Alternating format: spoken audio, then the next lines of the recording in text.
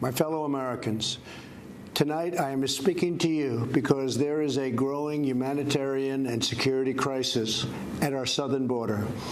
Every day, Customs and Border Patrol agents encounter thousands of illegal immigrants trying to enter our country. We are out of space to hold them, and we have no way to promptly return them back home to their country. America proudly welcomes millions of lawful immigrants who enrich our society and contribute to our nation. But all Americans are hurt by uncontrolled illegal migration. It strains public resources and drives down jobs and wages. Among those hardest hit are African Americans and Hispanic Americans. Our southern border is a pipeline for vast quantities of illegal drugs, including meth, heroin, cocaine, and fentanyl. Every week, 300 of our citizens are killed by heroin alone, 90% of which floods across from our southern border. More Americans will die from drugs this year than were killed in the entire Vietnam War. In the last 2 years, ICE officers made 266,000 arrests of aliens with criminal records, including those charged or convicted of 100,000 assaults, 30,000 sex crimes, and 4,000 violent killings. Over the years, thousands of Americans have been brutally killed by those who illegally entered our country, and thousands more lives will be lost if we don't act right now. This is a humanitarian crisis, a crisis of the heart, and a crisis of the soul. Last month, 20,000 migrant children were illegally brought into the United States, a dramatic increase. These children are used as human pawns by vicious coyotes and ruthless gangs. 1 in 3 women are sexually assaulted on the dangerous trek up through Mexico. Women or children are the biggest victims, by far, of our broken system. This is the tragic reality of illegal immigration on our southern border. This is the cycle of human suffering that I am determined to end. My administration has presented Congress with a detailed proposal to secure the border and stop the criminal gangs, drug smugglers, and human traffickers. It's a tremendous problem. Our proposal was developed by law enforcement professionals and border agents at the Department of Homeland Security. These are the resources they have requested to properly perform their mission and keep America safe, in fact, safer than ever before. The proposal from Homeland Security includes cutting-edge technology for detecting drugs, weapons, illegal contraband, and many other things. We have requested more agents, immigration judges, and bed space to process the sharp rise in unlawful migration fueled by our very strong economy. Our plan also contains an urgent request for humanitarian assistance and medical support. Furthermore, we have asked Congress to close border security loopholes so that illegal immigrant children can be safely and humanely returned back home. Finally, as part of an overall approach to border security, law enforcement professionals have requested $5.7 billion for a physical barrier. At the request of Democrats, it will be a steel barrier rather than a concrete wall. This barrier is absolutely critical to border security.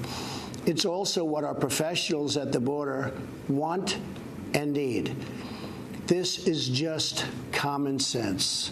The border wall would very quickly pay for itself. The cost of illegal drugs exceeds $500 billion a year, vastly more than the $5.7 billion we have requested from Congress. The wall will also be paid for indirectly by the great new trade deal we have made with Mexico.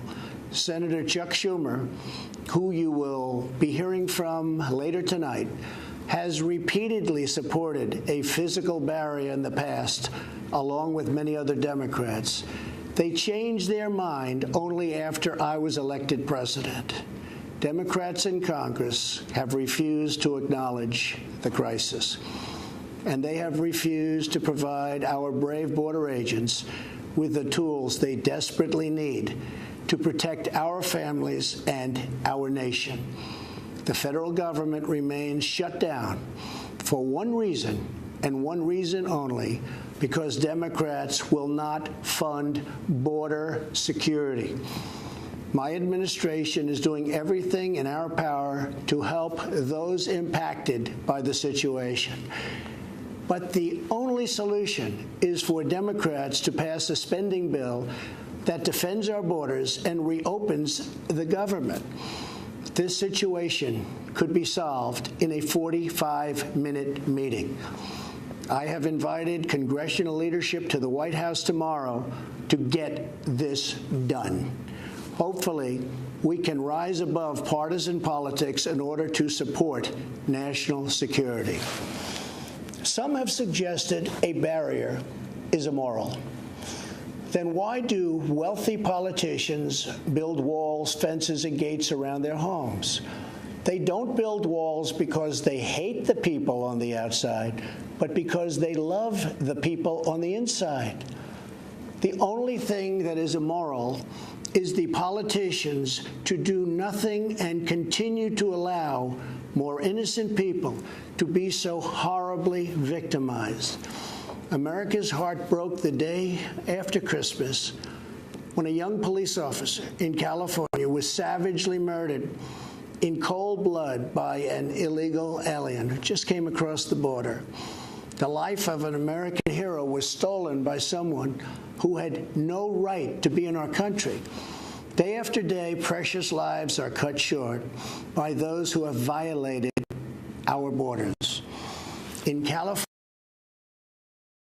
was raped, murdered, and beaten to death with a alien with a long criminal history. In Georgia, an illegal alien was recently charged with murder for killing, beheading, and dismembering his neighbor. In Maryland, MS-13 gang members who arrived in the United States as unaccompanied minors were arrested and charged last year after viciously stabbing and beating a 16-year-old girl. Over the last several years, I've met with dozens of families whose loved ones were stolen by illegal immigration. I've held the hands of the weeping mothers and embraced the grief-stricken fathers. So sad, so terrible. I will never forget the pain in their eyes, the tremble in their voices, and the sadness gripping their souls. How much more American blood must we shed before Congress does its job? To those who refuse to compromise in the name of border security, I would ask, imagine if it was your child, your husband, or your wife whose life was so cruelly shattered and totally broken. To every member of Congress, pass a bill that ends this crisis. To every citizen, call Congress and tell them to finally, after all of these decades, secure our border. This is a choice between right and wrong, justice and injustice. This is about whether we fulfill our sacred duty to the American citizens we serve. When I took the oath of office, I swore to protect our country, and that is what I will always do. So help me God. Thank you and good night.